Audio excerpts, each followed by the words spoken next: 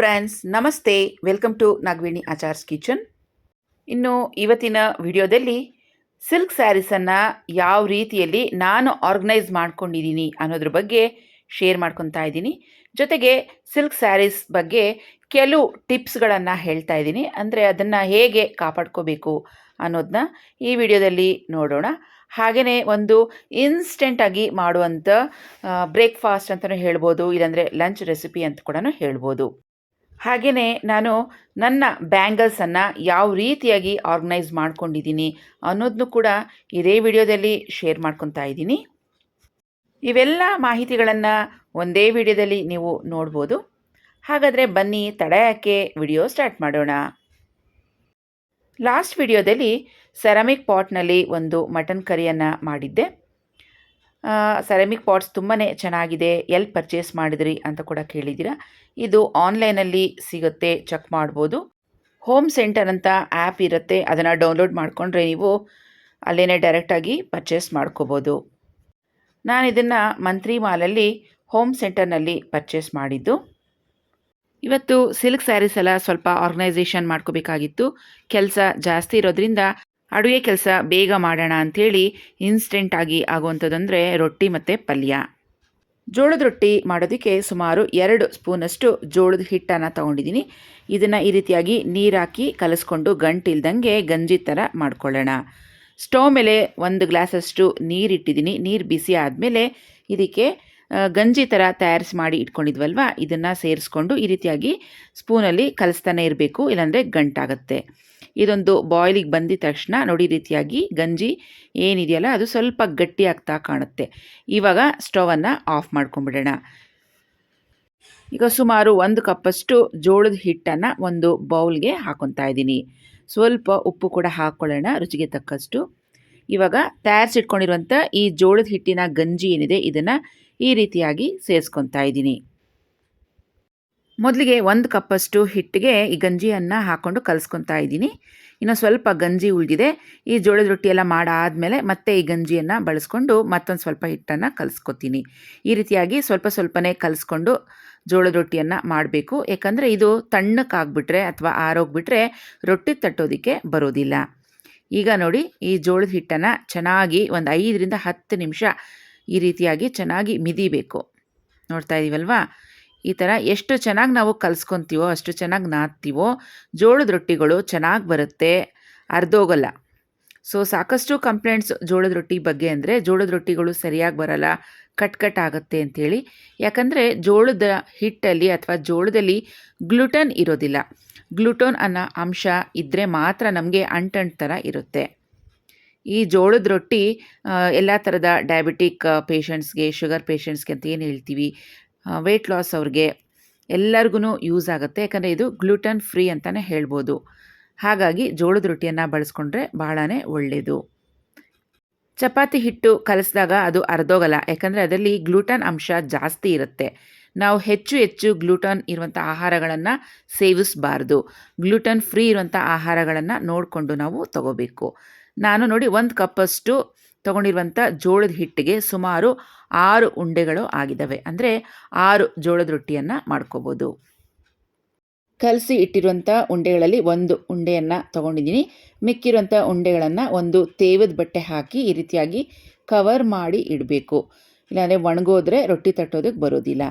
ಈ ಥರ ಒಂದೊಂದೇ ಉಂಡೆಗಳನ್ನು ತೊಗೊಂಡು ಈ ರೀತಿಯಾಗಿ ಜೋಳದ ಹಿಟ್ಟಲ್ಲಿ ಅಂದರೆ ಪುಡಿ ಹಿಟ್ಟಲ್ಲಿ ಮೊದಲಿಗೆ ಅದ್ಕೊಂಡು ಡಿಪ್ ಮಾಡಿಕೊಂಡು ಆಮೇಲೆ ನಾನೀಗ ತೋರಿಸ್ತಾ ಇದ್ದೀನಲ್ವ ಕೈಯಲ್ಲಿ ಈ ಥರ ತಟ್ಕೊತಾ ಹೋಗೋದು.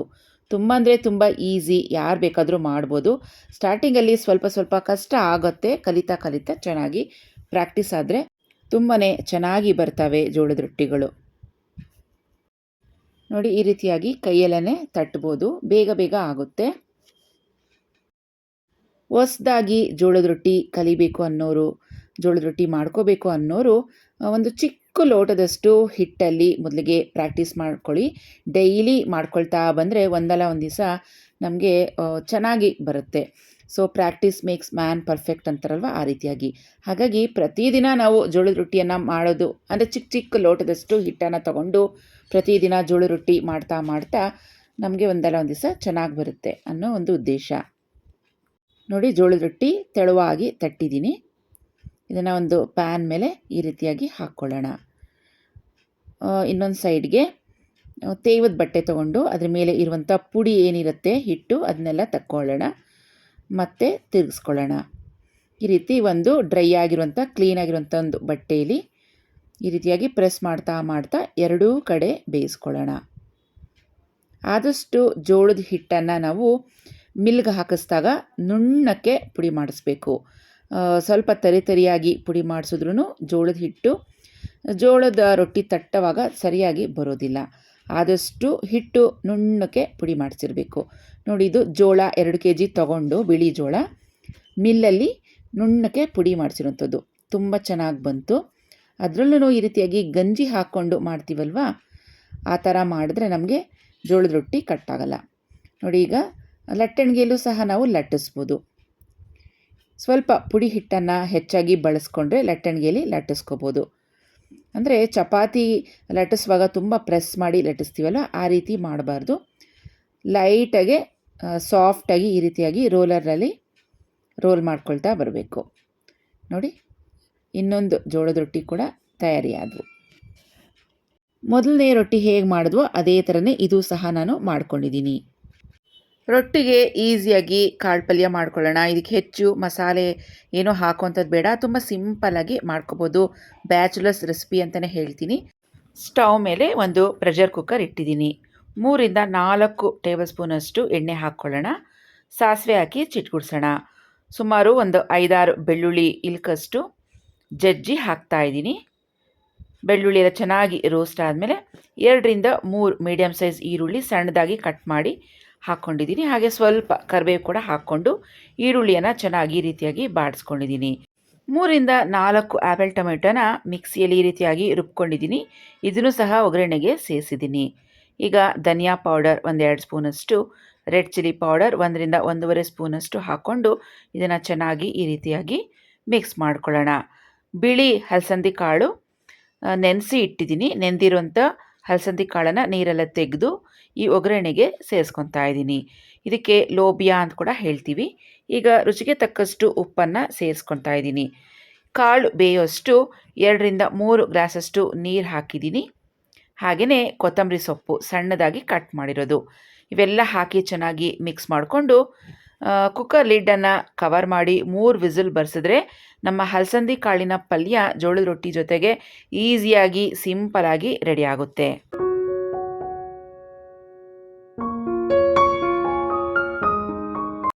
ಅಡುಗೆ ಕೆಲಸ ಎಲ್ಲ ಮುಗಿದ ಮೇಲೆ ಅಡುಗೆ ಮನೇನ ಈ ರೀತಿಯಾಗಿ ಕ್ಲೀನ್ ಮಾಡಿ ಇಟ್ಬಿಟ್ಟಿದ್ದೀನಿ. ಸೊ ಕೆಲಸದ ಮೇಲೆ ಕೆಲಸ. ಇವಾಗ ಕಿಚನ್ ಕೆಲಸ ಎಲ್ಲ ಮುಗೀತು. ಈಗ ನನ್ನ ಆರ್ಗನೈಸೇಷನ್ ಕೆಲಸಕ್ಕೆ ಹೊರಡಬೇಕು. ಫ್ರೆಂಡ್ಸ್, ನಾನು ನನ್ನ ಬ್ಯಾಂಗಲ್ಸನ್ನು ಯಾವ ರೀತಿಯಲ್ಲಿ ಆರ್ಗನೈಸ್ ಮಾಡ್ಕೊಂಡಿದ್ದೀನಿ ಅನ್ನೋದನ್ನು ಶೇರ್ ಮಾಡ್ಕೊತಿದ್ದೀನಿ. ನೋಡಿ, ಲಾಸ್ಟ್ ಮಂತ್ ತಿರುಪತಿಗೆ ಹೋದಾಗ ಕೆಲವು ಬ್ಯಾಂಗಲ್ಸನ್ನು ತಂದಿದೆ. ನಂಗೆ ತುಂಬಾ ಇಷ್ಟ ಆಯಿತು. ಸೊ ಬ್ಯಾಂಗಲ್ಸ್ ಎಲ್ಲ ಇವಾಗ ಆರ್ಗನೈಸ್ ಮಾಡ್ಕೊತಾ ಇದ್ದೀನಿ. ಜೊತೆಗೆ ರಾಜ ಮಾರ್ಕೆಟ್ಗೂ ಹೋದಾಗ ಕಣ್ಣಿಗೆ ಕಾಣಿಸ್ದಾಗ ಚೆನ್ನಾಗಿದ್ದರೆ ಅವಾಗೂ ಕೂಡ ತೊಗೊಂಬಂದು ಇಡ್ತಾ ಇರ್ತೀನಿ. ಸೊ ಒಟ್ಟಿಗೆ ತಂದಿಟ್ಟಿರೋಂಥ ಬ್ಯಾಂಗಲ್ಸ್ ಎಲ್ಲ ಹಾಗೆ ಇಟ್ಬಿಟ್ಟಿದ್ದೆ. ಇವಾಗ ಬಾಕ್ಸ್ನಲ್ಲಿ ಜೋಡಿಸ್ಕೊತಾ ಇದ್ದೀನಿ. ಈ ಥರ ಬ್ಯಾಂಗಲ್ಸ್ ಆರ್ಗನೈಸರ್ ಬಾಕ್ಸ್ ನಮಗೆ ಆರಾಮಾಗಿ ಎಲ್ಲ ಅಂಗಡಿಗಳಲ್ಲೂ ಸಿಕ್ಬಿಡುತ್ತೆ.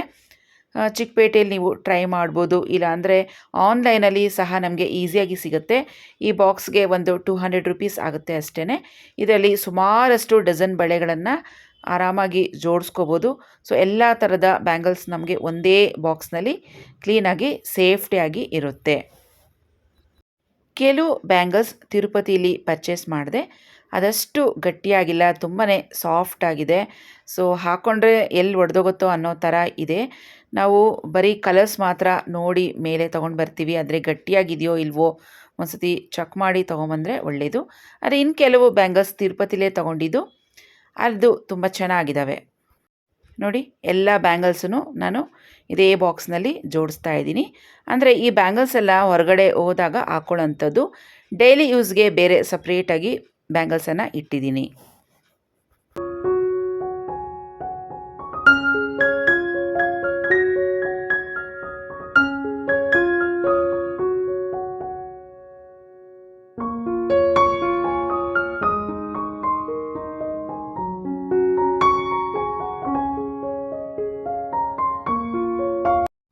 ತುಂಬ ದಿನಗಳೇ ಆಗಿತ್ತು ಕಬೋರ್ಡನ್ನು ಕ್ಲೀನ್ ಮಾಡಿ.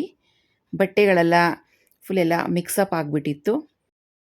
ತುಂಬ ದಿನಗಳಿಂದ ಅನ್ಕೊತಾ ಇದ್ದೆ ಕಬೋರ್ಡ್ ಕ್ಲೀನ್ ಮಾಡಬೇಕು ಅಂಥೇಳಿ. ಹಾಗಾಗಿ ಇವತ್ತು ಬೇಗ ಬೇಗ ಕೆಲಸ ಎಲ್ಲ ಮುಗಿಸಿ ಕಬೋರ್ಡ್ ಕ್ಲೀನ್ ಮಾಡಲೇಬೇಕು ಅಂಥೇಳಿ ಕಬೋರ್ಡ್ ಕ್ಲೀನ್ ಮಾಡೋಂಥ ಕೆಲಸನ ಇಟ್ಕೊಂಡಿದ್ದೀನಿ. ಸ್ಯಾರೀಸ್ ಎಲ್ಲ ಒಂದು ಕಬೋರ್ಡಲ್ಲಿ, ಹಾಗೆಯೇ ಡ್ರೆಸ್ಸಸ್ ಎಲ್ಲ ಒಂದು ಕಬೋರ್ಡಲ್ಲಿ ಇಟ್ಟಿದ್ದೀನಿ. ಡೈಲಿ ವೇರ್ ಡ್ರೆಸ್ಸಸ್ ಎಲ್ಲ ಇನ್ನೊಂದು ಬೇರೆ ಕಡೆ ಕಬೋರ್ಡ್ನಲ್ಲಿ ಇಟ್ಟಿದ್ದೀನಿ. ಮೊದಲಿಗೆ ಕಬೋರ್ಡ್ನಲ್ಲಿ ಇರುವಂಥ ಬಟ್ಟೆಗಳನ್ನೆಲ್ಲ ಆಚೆ ತೆಗಿತಾ ಇದ್ದೀನಿ. ಎಲ್ಲ ಫುಲ್ ಮಿಕ್ಸಪ್ ಆಗಿಬಿಟ್ಟಿತ್ತು. ಮನೆಯಲ್ಲಿರುವಂಥ ಎಲ್ಲ ಕೆಲಸಗಳು ಮಾಡ್ಕೊತೀವಿ. ಅಡುಗೆ ಕೆಲಸ ಆಗಿರ್ಬೋದು, ಕ್ಲೀನಿಂಗ್ ಕೆಲಸ ಆಗಿರ್ಬೋದು, ಪಾತ್ರೆ ತೊಳೆಯೋದು, ಬಟ್ಟೆ ಒಗೆಯೋದು, ಇಲ್ಲಾಂದರೆ ಮಕ್ಕಳಿಗೆ ಬೇಕಾಗಿರುವಂಥ ಅಡುಗೆ ತಿಂಡಿಗಳನ್ನು ಮಾಡ್ಕೊಳ್ಳೋದು, ಎಲ್ಲ ಕೆಲಸಗಳು ಮಾಡೋ ಅಷ್ಟೊತ್ತಿಗೆ ಸಾಕಾಗ್ಬಿಡುತ್ತೆ. ಕೊನೆಗೆ ನಮ್ಮ ಕೆಲಸ ಮಾಡ್ಕೊಳ್ಳೋ ಅಷ್ಟೊತ್ತಿಗೆ ಅದು ಯಾಕೋ ಬೇಡ ಅನ್ನಿಸ್ಬಿಡುತ್ತೆ, ಅಥವಾ ಸುಸ್ತಾಗ್ಬಿಡುತ್ತೆ, ಇಲ್ಲ ಟೈಮ್ ಕಮ್ಮಿ ಇರುತ್ತೆ. ಈ ಥರ ಮಾಡಿ ಮಾಡಿ ನಮ್ಮ ಕೆಲಸಗಳನ್ನು ಮಾಡ್ಕೊಳ್ಳೋದಕ್ಕೆ ತುಂಬಾ ಹಿಂದೆ ಉಳಿದಿರ್ತೀವಿ ನಾವು. ಅಯ್ಯೋ ಮಾಡಿಕೊಂಡ್ರೆ ಆಯಿತು, ಇವಾಗ ಆಗಲ್ಲ, ನಾಳೆ ಮಾಡೋಣ, ನಾಳಿದ್ದು ಮಾಡೋಣ ಅಂಥೇಳಿ ಈ ಥರ ನಮ್ಮ ಕೆಲಸಗಳು, ಪರ್ಸ್ನಲ್ ಕೆಲಸಗಳೇನಾದ್ರು ಇದ್ದರೆ ಅದನ್ನು ಪೆಂಡಿಂಗ್ ಮಾಡ್ತಾನೇ ಇರ್ತೀವಿ. ನೋಡಿ, ಈಗ ಕಬೋರ್ಡೆಲ್ಲ ಕ್ಲೀನಾಗಿ ಒರೆಸ್ಬಿಟ್ಟು ಅದಕ್ಕೆ ಒಂದೊಂದು ಪೇಪರನ್ನು ಹಾಕಿದ್ದೀನಿ. ಪೇಪರ್ ಅಂತ ಹೇಳಿದ್ರೆ ಮಕ್ಕಳಿಗೆ ಬುಕ್ಸ್ಗೆ ಬೈಂಡಿಂಗ್ ಹಾಕ್ತೀವಲ್ವ, ಆ ಥರ ಬೈಂಡಿಂಗ್ ಶೀಟ್ಸ್ ತುಂಬಾ ಉಳಿದಿತ್ತು. ಅದನ್ನು ಕಟ್ ಮಾಡಿ ಹಾಕಿದ್ದೀನಿ. ಅದು ಸ್ವಲ್ಪ ಗಟ್ಟಿಯಾಗಿರುತ್ತೆ. ನ್ಯೂಸ್ ಪೇಪರಲ್ಲಿ ಇಂಕೆಲ್ಲ ಇರುತ್ತಲ್ವ, ನ್ಯೂಸ್ ಪೇಪರ್ ಬಳಸಿದ್ರೆ ಆ ಇಂಕೆಲ್ಲ ಸ್ಯಾರೀಸ್ಗೆ ಮೆತ್ಕೊಳ್ಳೋ ಅಂಥ ಇರುತ್ತೆ ಚಾನ್ಸಸ್. ಹಾಗಾಗಿ ನಾನು ನ್ಯೂಸ್ ಪೇಪರ್ಗಳನ್ನು ಬಳಸೋದಿಲ್ಲ. ಈ ಥರ ಬೈಂಡಿಂಗ್ ಶೀಟ್ಸನ್ನು ಬಳಸ್ತೀನಿ. ನಾನಿಲ್ಲಿ ಸ್ಯಾರಿ ಆರ್ಗನೈಸರ್ಸನ್ನು ತರಿಸಿದ್ದೀನಿ. ನೋಡ್ತಾ ಇದ್ದೀರಲ್ವಾ, ಈ ಒಂದು ಸ್ಯಾರಿ ಆರ್ಗನೈಸರ್ಗೆ ನನಗೆ 120 ರೂಪೀಸ್ ಬಿದ್ದಿದೆ, ಅಂದರೆ 120 ರೂಪಾಯಿ ಬಿದ್ದಿದೆ. ನಾನು 2 ಡಜನ್ ಸ್ಯಾರಿ ಆರ್ಗನೈಸರ್ಸ್ ತೊಗೊಂಡೆ. ಒಟ್ಟಿಗೆ ಜಾಸ್ತಿ ತೊಗೊಂಡಿದ್ದಕ್ಕೆ ಅವ್ನು ನನಗೆ 120 ರೂಪಾಯಿ ಹಾಕ್ಕೊಟ್ಟ. ಇಲ್ಲಾಂದರೆ ಸಿಂಗಲ್ ಪೀಸ್ ತೊಗೊತೀವಿ ಅಂದರೆ 150ರಿಂದ 200 ರೂಪಾಯಿ ಚಾರ್ಜ್ ಮಾಡ್ತಾರೆ. ಸೊ ಈ ಸ್ಯಾರಿ ಆರ್ಗನೈಸರ್ಸ್ ಎಲ್ಲ ನಾನು ರಾಜಾ ಮಾರ್ಕೆಟಲ್ಲಿ ಪರ್ಚೇಸ್ ಮಾಡಿದೆ. ಇದರ ಆನ್ಲೈನ್ ಲಿಂಕ್ಸ್ ಕೂಡ ಇದೆ, ಕೆಳಗೆ ಡಿಸ್ಕ್ರಿಪ್ಷನ್ ಬಾಕ್ಸ್ನಲ್ಲಿ ಕೊಟ್ಟಿರ್ತೀನಿ. ನಿಮಗೆ ರಾಜಾ ಮಾರ್ಕೆಟ್ಗೆ ಹೋಗೋದಕ್ಕೆ ಆಗೋಲ್ಲ ಅಂತ ಹೇಳಿದ್ರೆ ಆನ್ಲೈನಲ್ಲೇ ನೀವು ಪರ್ಚೇಸ್ ಮಾಡಿ ತೊಗೋಬೋದು. ಸ್ಯಾರೀಸ್ ಎಲ್ಲ ಏನು ಶೆಲ್ಫ್ನಲ್ಲಿ ಜೋಡಿಸಿಟ್ಟಿದ್ನಲ್ಲ ಅದನ್ನೆಲ್ಲ ಹೊರಗೆ ತೆಗೆದಿದ್ದೀನಿ. ಸಿಲ್ಕ್ ಸ್ಯಾರೀಸ್ ಪರ್ಚೇಸ್ ಮಾಡಬೇಕಾದ್ರೆ ತುಂಬಾ ದುಡ್ಡು ಹಾಕಿ ಕಾಸ್ಟ್ಲಿ ಒಳ್ಳೊಳ್ಳೆ ಸಿಲ್ಕ್ ಸ್ಯಾರೀಸನ್ನು ಪರ್ಚೇಸ್ ಮಾಡಿರ್ತೀವಿ. ಸಿಲ್ಕ್ ಸ್ಯಾರೀಸನ್ನು ತುಂಬ ಜೋಪಾನವಾಗಿ ನಾವು ಕಾಪಾಡ್ಕೋಬೇಕು. ಚಿನ್ನ ಹೇಗೆ ಕಾಪಾಡ್ಕೊತೀವೋ ಅದೇ ರೀತಿಯಲ್ಲಿ ನಾವು ರೇಷ್ಮೆ ಸೀರೆಗಳನ್ನು ಸಹ ಕಾಪಾಡ್ಕೋಬೇಕು. ನೋಡಿ, ಈ ಗ್ರೀನ್ ಸ್ಯಾರಿ ಏನಿದೆ ಇದು ನನ್ನ ಮದುವೆದು ರಿಸೆಪ್ಷನ್ ಸ್ಯಾರಿ. ಇದು ಆಗಿನ ಕಾಲಕ್ಕೆ ಅಂದರೆ ಒಂದು 26 ಇಯರ್ಸ್ ಬ್ಯಾಕ್ ಆ ಸ್ಯಾರಿಗೆ 8500 ಇತ್ತು. ಇವಾಗ ಅದು ಒಂದು 45,000 to 50,000 ಮೇಲೆ ಆಗುತ್ತೆ. ಈ ಬ್ಲೂ ಸ್ಯಾರಿ ನನ್ನ ಎಂಗೇಜ್ಮೆಂಟ್ ಸ್ಯಾರಿ. ಕೆಲವೊಂದು ಸೀರೆಗಳು ನಮ್ಮ ಮನಸ್ಸಿನಲ್ಲಿ ಒಂದು ಒಳ್ಳೆ ಮೆಮೊರಿಯಾಗಿ ಉಳ್ಕೊಳ್ಳುತ್ತೆ. ಆ ಸೀರೆಗಳನ್ನು ನೋಡಿದಾಗ ತುಂಬಾ ಸಂತೋಷ ಕೂಡ ತಂದುಕೊಡುತ್ತೆ. ನಾವು ಯಾವಾಗಾದರೂ ಆ ಸೀರೆಗಳನ್ನು ನೋಡಿದಾಗ, ಓ ಇದು ನನ್ನ ಮದುವೆ ಸೀರೆ, ಇದು ನನ್ನ ಎಂಗೇಜ್ಮೆಂಟ್ ಸೀರೆ ಅಂತ ನಾವು ನೆನಪಿಸ್ಕೊತೀವಿ. ಒಂದು ಒಳ್ಳೆ ಮೆಮೊರೀಸನ್ನು ತಂದುಕೊಡುತ್ತೆ ಸೀರೆಗಳು. ಹಾಗೆಯೇ pink colour Mysuru silk sari ನಾವೇನು ನೋಡ್ತಿದ್ದೀವಲ್ವ, ಈ ಸ್ಯಾರಿ ನನ್ನ ಫಸ್ಟ್ ಮಗುವಿದ್ದು ಶ್ರೀಮಂತದ್ದು ಅಂತ ಹೇಳ್ಬೋದು. ಇದು ರಾಮ ಗ್ರೀನ್ ಸ್ಯಾರಿ, ಅಮ್ಮ ಮನೆಯದು ಫಸ್ಟ್ ಸ್ಯಾರಿ ನನಗಿದು ಕೊಡಿಸಿದ್ದು ಮದುವೆಯಲ್ಲಿ. ಈ ಮೆರೂನ್ ಸ್ಯಾರಿ ನಮ್ಮ ಮ್ಯಾರೇಜ್ 25th ಆ್ಯನಿವರ್ಸರಿಗೆ ತೊಗೊಂಡಿದ್ದು. ಈ ಸ್ಯಾರಿಗೆ ನಾನು ಬ್ಲೌಸ್ ಹೊಲಿಸಿರಲಿಲ್ಲ, ಬದಲಿಗೆ ರೆಡಿಮೇಡ್ ಬ್ಲೌಸನ್ನು ತೊಗೊಂಡಿದ್ದೆ. ಇದೇ ನನ್ನ ಮೊದಲನೇ ರೆಡಿಮೇಡ್ ಬ್ಲೌಸ್ ಅಂತ ಅನಿಸುತ್ತೆ. ಯಾಕೋ ನನಗೆ ರೆಡಿಮೇಡ್ ಬ್ಲೌಸಸ್ ತೊಗೊಂಡ್ರೆ ಸೆಟ್ ಆಗೋದೇ ಇಲ್ಲ, ಫಿಟ್ಟಿಂಗ್ ಸರಿಯಾಗಿ ಕೂರೋದಿಲ್ಲ, ಏನಾದರೂ ಒಂದು ಪ್ರಾಬ್ಲಮ್ ಇರುತ್ತೆ. ಈಗ ಸ್ಯಾರಿ ಆರ್ಗನೈಸ್ ಮಾಡ್ಕೊಳ್ಳೋದಕ್ಕೆ ಒಂದು ಬೋರ್ಡನ್ನು ರೆಡಿ ಮಾಡ್ಕೊತಾ ಇದ್ದೀನಿ. ಇದು ಕಾರ್ಡ್ ಬೋರ್ಡ್ ಅಂತ ಹೇಳ್ತೀವಿ, ತುಂಬ ಹಾರ್ಡಾಗಿರುತ್ತೆ. ಕ್ರಾಫ್ಟ್ ಮಾಡೋದಕ್ಕೆ ಅಂತ ಯಾವಾಗಲೂ ತಂದಿದ್ದೆ, ಅದಿತ್ತು.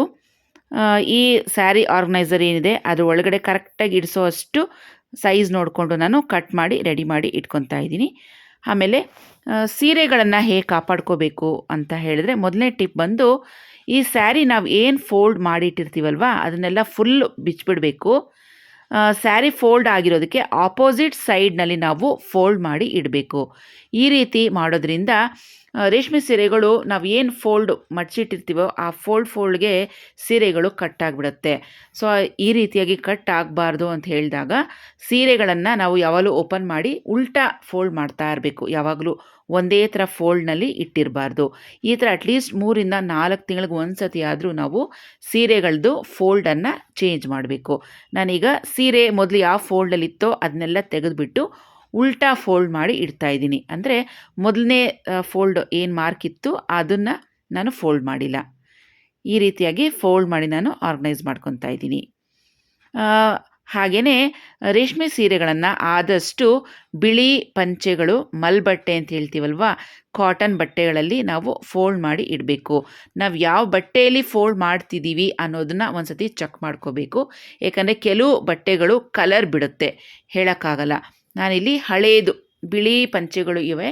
ಇದನ್ನು ಹೆಚ್ಚಾಗಿ ಮೊದಲೆಲ್ಲ ಪೂಜೆಗೆ ಬಳಸ್ತಾ ಇದ್ವಿ. ಇವಾಗ ಅದನ್ನು ಯಾರೂ ಬಳಸಲ್ಲ ಅಂಥೇಳಿ ನಾನು ಇದನ್ನು ಸೀರೆ ಆರ್ಗನೈಸೇಷನ್ ಮಾಡೋದಕ್ಕೆ ಅಂತ ಬಳಸ್ಕೊತಾ ಇದ್ದೀನಿ.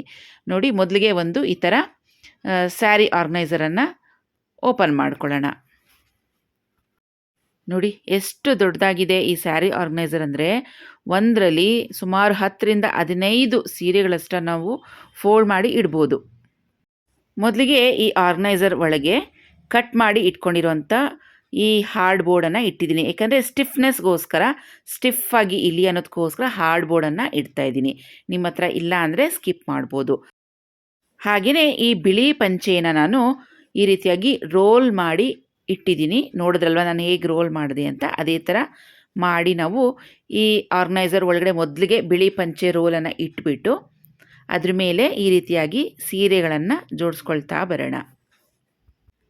ನನ್ನ ಹತ್ರ ಸುಮಾರು ಆರ್ಗನೈಸರ್ಸ್ ಕಿಟ್ ಇದ್ದಾವೆ. ಸೊ ಒಂದೊಂದು ಕಿಟ್ಟಲ್ಲಿ ನನಗೆ ಯಾವ ಥರ ಬೇಕೋ ಆ ರೀತಿಯಾಗಿ ಪ್ಲ್ಯಾನ್ ಮಾಡಿಕೊಂಡು ಇಡ್ತಾಯಿದ್ದೀನಿ.